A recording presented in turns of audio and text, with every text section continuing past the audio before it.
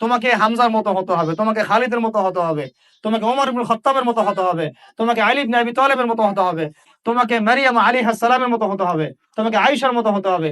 এই চেতনাগুলো ছোটবেলা থেকে ওর মধ্যে ইনস্টল করে। ও সামনে একটা রোল মডেল দেখবে যে আমাকে এরকম হতো। এইসব ক্যাটরিনা ম্যাটরিনা সব ফেলান, এগুলা পরিমণি টরিমণি সব ফেলান, এগুলা বাদ দেন। যা চলতেছে যে সাকিব টাকিব সব বন্ধ করেন, এসবে কোনো ফিউচার নাই।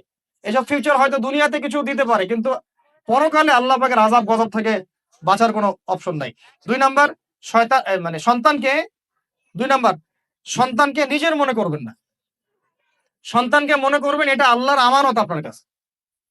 এই আমার ছেলে, এটা আমার ছেলে না। এই ছেলেটা আল্লাহ পাক আমাকে দিয়েছেন। বিশ্বাস করেন আমরা তো ওকে নেওয়ার জন্য চেষ্টাও করি নাই। এমন হয়নি আপনাদের সময়? সন্তান না চেষ্টা করতো সন্তান আসে নাই? কোন কোন ক্ষেত্রে এমন হয়েছে সন্তান নষ্ট করার মানুষ চেষ্টা করছে, তাও সন্তান আল্লাহ দিয়েছেন।